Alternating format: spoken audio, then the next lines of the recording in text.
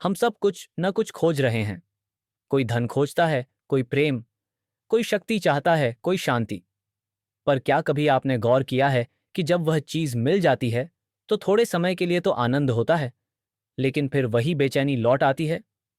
एक सफलता के बाद दूसरी, एक इच्छा के बाद अगली। यह अंतहीन सिलसिला क्यों? हम इस प्रश्न को अक्सर नजरअंदाज कर देते हैं, परंतु यही प्रश्न जीवन का केंद्रीय प्रश्न है।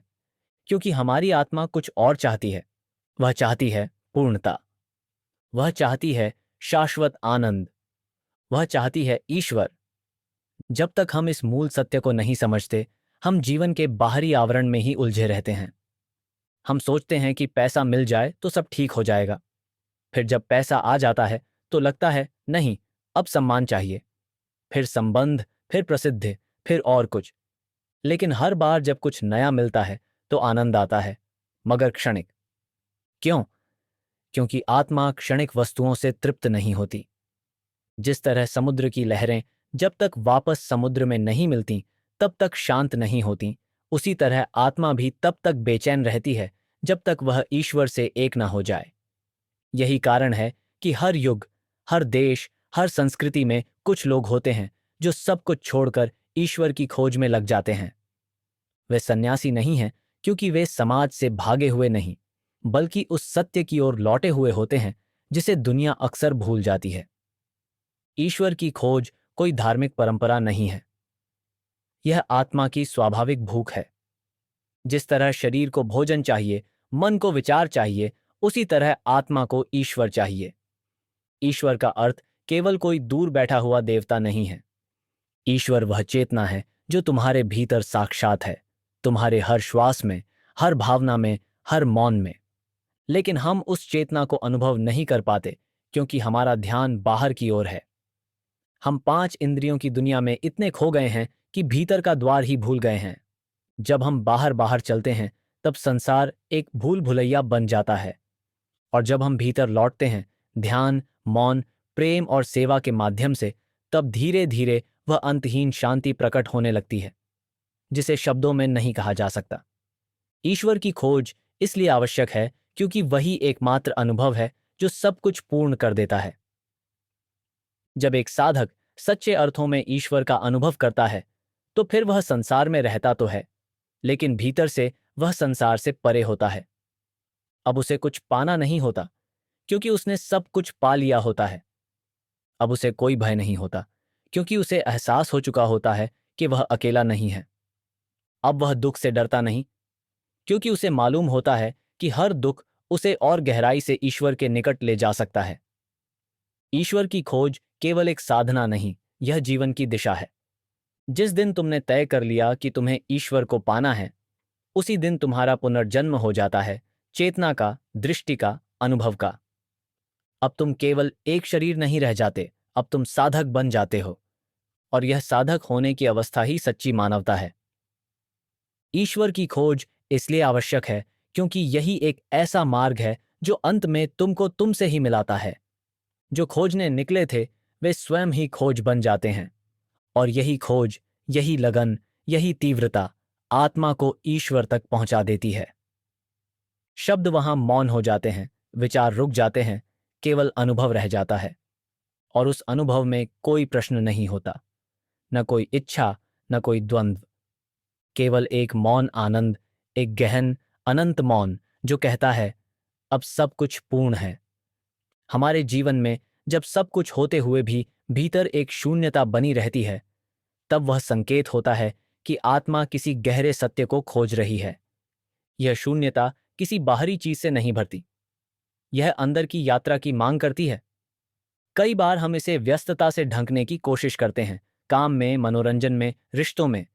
लेकिन जब रात को सब सो जाते हैं और हम खुद से मिलने लगते हैं तो वही खालीपन फिर उभर आता है। कोई भी वस्तु, व्यक्ति या उपलब्धि इस आंतरिक प्यास को शांत नहीं कर सकती, क्योंकि यह प्यास संसार की नहीं है, यह ईश्वर की है। हम जीवन भर दौड़ते रहते हैं मानो मंजिल कहीं दूर है, लेकिन सच तो यह है कि मंजिल हमारे भीतर ही है। हम जो कुछ भी खोज रहे हैं वह पहले से हमारे साथ है, पर उसे देखने की दृष्टि खो गई है। ईश्वर की खोज आवश्यक है क्योंकि यह हमें स्मरण कराती है कि हम कौन हैं। जब हम इस संसार में जन्म लेते हैं तो धीरे धीरे इस माया में उलझ जाते हैं। हम अपने आप को शरीर मानने लगते हैं। नाम, जाति, रिश्ते और परिस्थितियां हमारा परिचय बन जाती हैं। लेकिन भीतर एक चुप आवाज होती है जो हर बार किसी न किसी रूप में कहती है, तुम इससे बहुत अधिक हो। वह आवाज कभी दुख बनकर आती है, कभी प्रश्न बनकर, कभी मौन बेचैनी बनकर।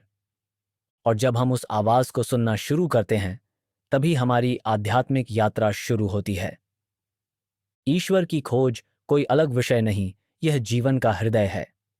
हम एक अर्थहीन दिनचर्या में उलझे रहते हैं जब तक यह याद नहीं आता कि इस जीवन का अंतिम उद्देश्य क्या है। हम शरीर को सजाते हैं, मन को शिक्षित करते हैं, लेकिन आत्मा को भूल जाते हैं। आत्मा जिसे चाहती है वह कोई वस्तु नहीं, वह है पूर्णता, वह है एकत्व, वह है ईश्वर। ईश्वर का अनुभव शांति के रूप में आता है, वह प्रेम के रूप में प्रकट होता है, वह मौन के भीतर की ध्वनि है। जब हम भीतर की ओर जाते हैं तो हमारी आंखें बदल जाती हैं, दुनिया वही रहती है लेकिन देखने वाला बदल जाता है। फिर हमें दूसरों में दोष नहीं दिखते, केवल ईश्वर की लीला दिखती है। फिर कोई घटना हमें विचलित नहीं करती क्योंकि भीतर एक अचल केंद्र निर्मित हो जाता है। ईश्वर की खोज इसलिए आवश्यक है क्योंकि वही एकमात्र खोज है जो अंत में खोज को समाप्त कर देती है। बाकी सब खोजें नई नई इच्छाओं को जन्म देती हैं, लेकिन ईश्वर को पाने के बाद और कुछ पाने को नहीं रहता। न मोह, न भय, न क्रोध, न दुख, केवल शुद्ध मौन, साक्षी भाव और प्रेम। ईश्वर कोई कल्पना नहीं है, वह एक जीवन सत्ता है जो तुम्हारे भीतर सतत विद्यमान है। तुम उसे केवल तब अनुभव कर सकते हो जब तुम्हारा मन शुद्ध हो, जब तुम्हारा चित्त शांत हो और जब तुम्हारी चेतना केंद्रित हो।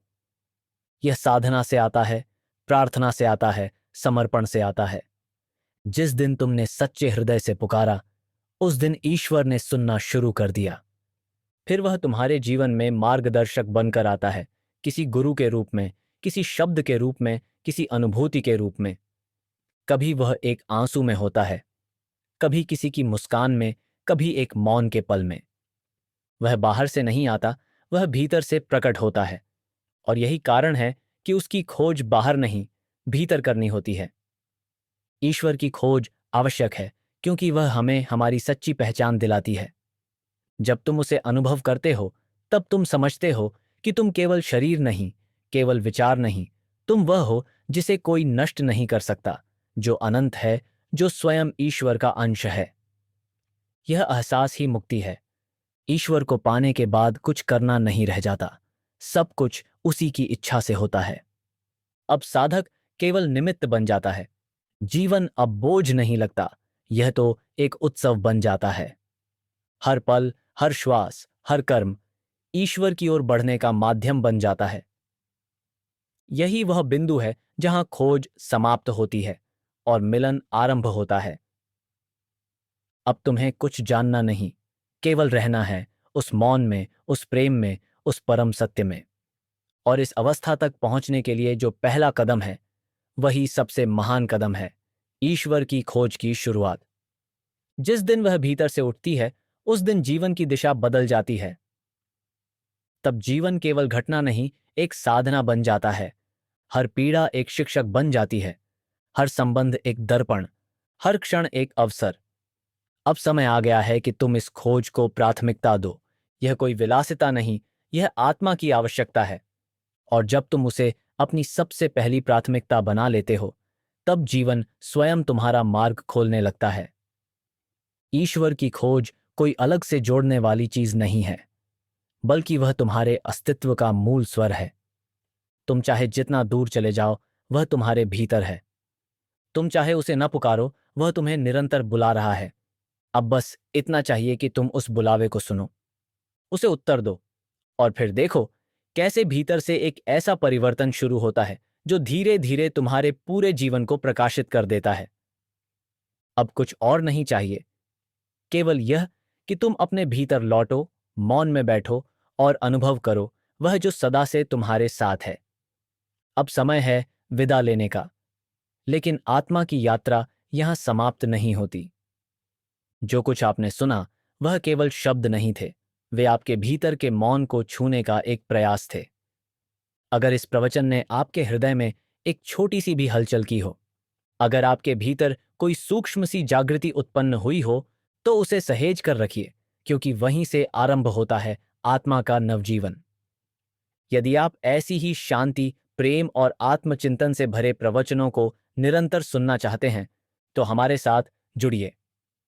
हमारे चैनल को सब्सक्राइब कीजिए और उस घंटी को भी दबाइए, ताकि हर बार जब कोई नया संदेश आए तो वह सीधे आपके भीतर तक पहुंचे, मौन की उस जगह तक जहां आत्मा और ईश्वर एक हो जाते हैं। इस दिव्य यात्रा में हम सभी साथी हैं। आपका साथ इस पवित्र संवाद को और भी गहराई देगा। आपकी आत्मा को शांति मिले, प्रेम मिले और ईश्वर का साक्षात्कार हो, यही हमारी प्रार्थना है। फिर मिलेंगे किसी और मौन अनुभूति के साथ। तब तक के लिए अपने भीतर उतरते रहिए, प्रेम करते रहिए और ध्यान में टिके रहिए। धन्यवाद।